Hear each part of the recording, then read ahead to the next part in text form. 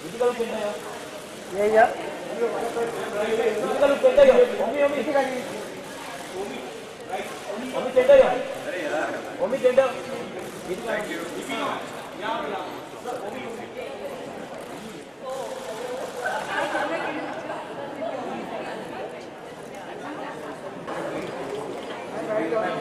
one more year. And one bit here.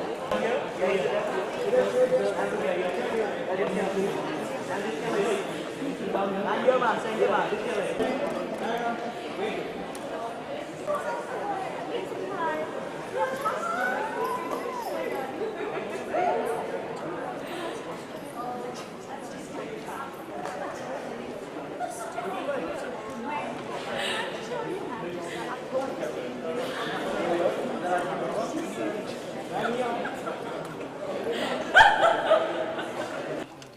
RC out है RC camera से ले लो speaker ऊपर स्पीकर ऊपर please fight what you promise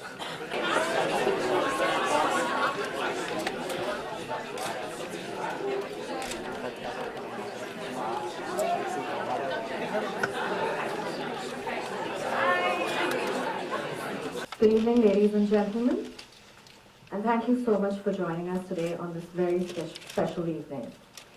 I'd like to start the evening with a message from the Managing Director of Condé Nast India, Alex Kuruvilla, who unfortunately couldn't be here with us today owing to a travel commitment. With a company that boasts of a workforce of 2/3 women, and with the most powerful weapon in its arsenal, Vogue, a women's global powerhouse, there was no way we could have been a silent spectator to the plight of women's issues in India. It wasn't enough to be a part of the conversation. We wanted to be influencers and we wanted to steer it. For you to come on board to support a project of this nature, and really how does it tie in with all the amazing work that you're already doing with the JSW Foundation, especially for women's education and empowerment in Karnataka?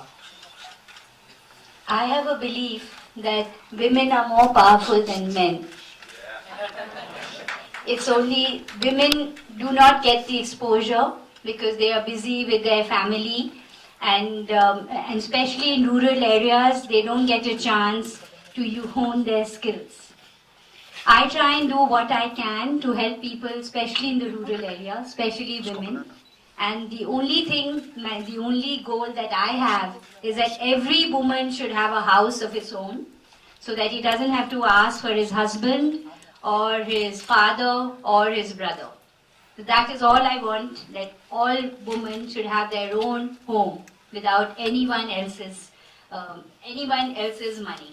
That's all I think we should do. You may now take a seat. Clever, Deepika. I saw that.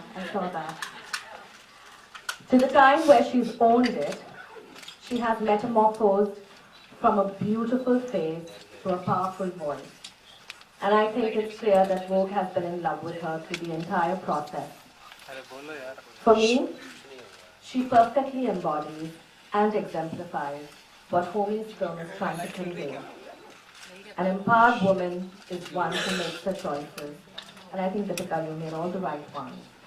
My question to you is, what does freedom of choice mean to you as a woman? Hi everyone, good evening. I think just to put it very, very simply, and I was saying this earlier, someone was asking me, I think it very simply boils down to being the person that you want to be, you know. I think I grew up in a family where there's me and a sister and my mom, and my father's the only male person in the house. And all of us have a voice, you know. If we had an opinion, we were allowed to share. You know, my parents never said, oh, you have to, or my father never said, oh, you know, you have to do this and you have to do that. So I think stemming from that, I've always as a child been allowed to voice my opinion or to just be the person that I want to be. And I think that's when I, at least personally, feel truly empowered. When you're not caged, you know, when you don't succumb to expectation, you know, when you speak your mind, or you do the things that you want to do, and you do the things that make you happy. Yeah. Thank you.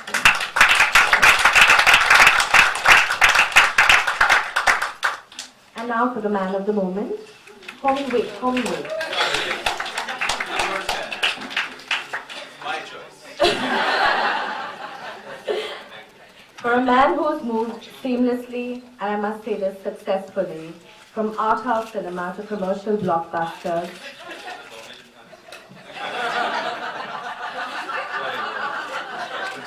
with his trademark crazy, cool, and candor, Homie does know what it's like to live life on his own terms. So I'm not at all surprised that the title of this movie is My Choice.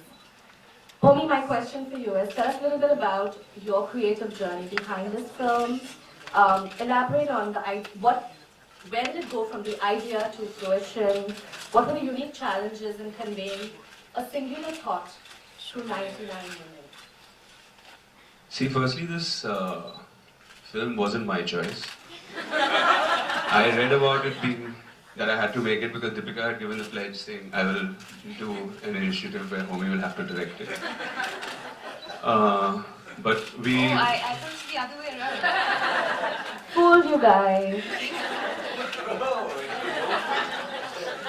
I have to do the film because you were directing it.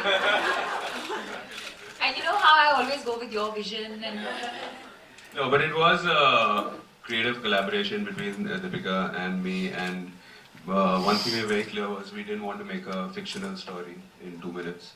We wanted to use real women, empowered women, and we wanted to be very organic.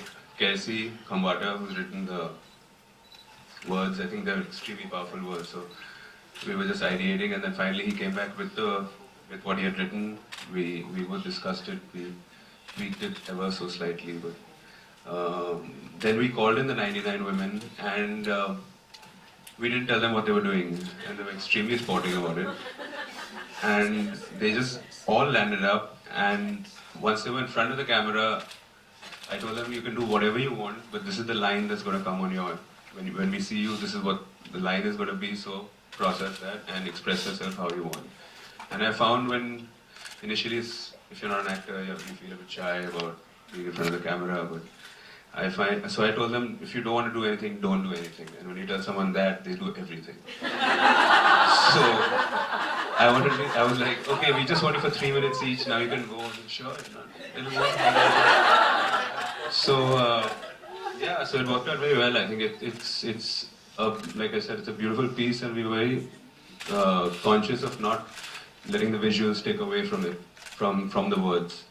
And I think this whole thing of moving black and white portraits was what we wanted to do to just enhance and lift what was written. So I can keep talking, so I think I'll stop now. Fair enough, Homie. You could stop. Question to all three of you all is... It's like all of us, like one woman, no? See, okay, let me tell you the truth. It was 100 women, but I liked the idea of putting 99 in, and then they said, why not 100? And I said, because God said she was busy. According to the three of you, and this is in any order, you've experienced this journey. What, according to you, is the single most defining attribute in identifying an empowered woman? Homie, you want to start first? I think what Deepika said earlier, just a woman who lives on her... I mean, it's a woman who lives on her own terms and is brave enough in a world which is unfortunately not equal, which is unfortunately extremely regressive. I mean, it's sad that today we have to sit here and talk about gender equality in 2015. It's like a joke, but we do. So I mean, any woman who breaks all that and really doesn't give a shit about that and still lives on her own terms, like Deepika, like Sangeeta, and definitely like my over-empowered wife. I think that's the sign of it. So, yeah. Sangeeta, what about you? What do you think is the most defining attribute for a woman? in being empowered?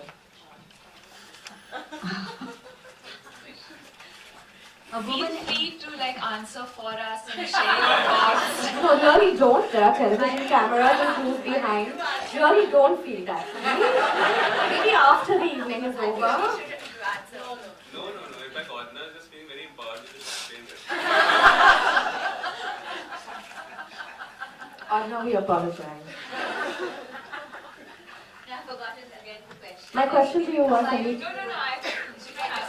Sangeeta, it was, what do you feel? I'm going to ask it to all of you all that. What do you feel is the single most important attribute in a woman being able to say, I'm empowered? Humi says it's her choice to live life on her own terms. Do you feel it's financial independence? It's, like you said, having a home, a roof above your head. What do you feel is? Firstly, the financial independence is very, very important. But I think a woman has their own guts. If a woman decides that she wants to do something, a woman does it, in spite of odds. So I think a woman has the intrinsic nature to do exactly what your heart tells you. Deepika?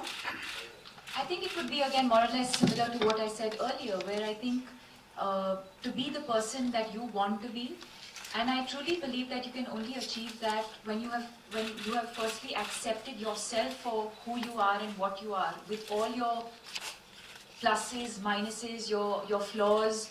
You have to first love yourself and accept yourself for the way you are, to then be able to go out there and say, you know what, this is who I am and this is what I stand for. Very true. My last question, Humi, and this is the last question. Yeah.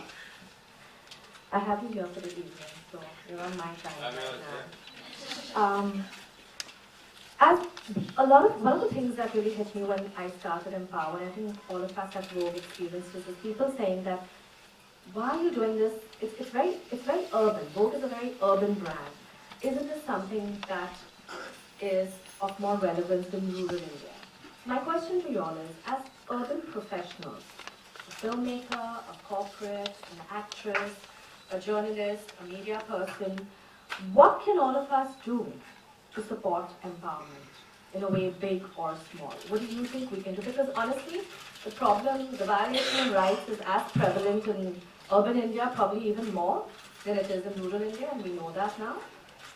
What do you think all of us in this room can do to weave the fabric of empowerment? I think it starts with awareness, which is what this is about. I mean, firstly, we all have to be aware and on the same page. After which you can start, the fact that in a modern society, in urban India, the fact that we're still experiencing this in a workplace, we still have domestic abuse, social inequality, gender inequality. So I think after it's an awareness that needs to be created, and after that, I guess laws have to be put into place and have to be actually followed through with. I mean, that is what the general thing would be to do, but something else. Deepika? Tough. I think it stems from a lot of things, but probably education. Right? So, yeah. Sangeeta? I feel that, in India we all say that this is happening and that is happening, but all over the world there are problems. It's not that only India. I also feel that exposure to the rural areas and in the villages is very, very important, and aspiration. Aspiration is also very important, where there's light, so that a woman gets a prime role. Yeah. That is most important. I'd now like to throw open the floor to the media people if you have any questions. I think the generic reasons would obviously be because I think it is the need of the hour, and I don't think we've made this film saying, okay, this is for India. I think like Priya said, I think we're facing this issue globally. So yes, it comes from creating awareness, and so I thought that it was important that I be a part of this film with whatever little I have achieved today. If I can by speaking up, if I can make a difference to a few lives, and if it's going to impact a few lives and make a difference, then why not? Also because I believe in the Vogue initiative, not just with this film, but the idea of the entire Vogue empowerment initiative, and the fact that homie, for me it's really, he's given me Cocktail, he's given me Finding Fanny. Sorry, I have to bring it back to the films, but I think he sees something in me that I guess I would say other people don't, but I think he sees me very, very differently. And it was a phone call, and he was like, I think we should do this, and I was on. So it's as simple as that. Thank you. Any other questions?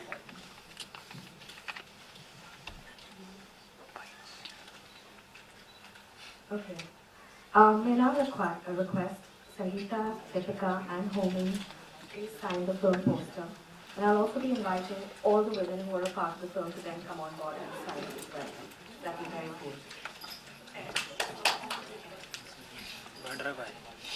No?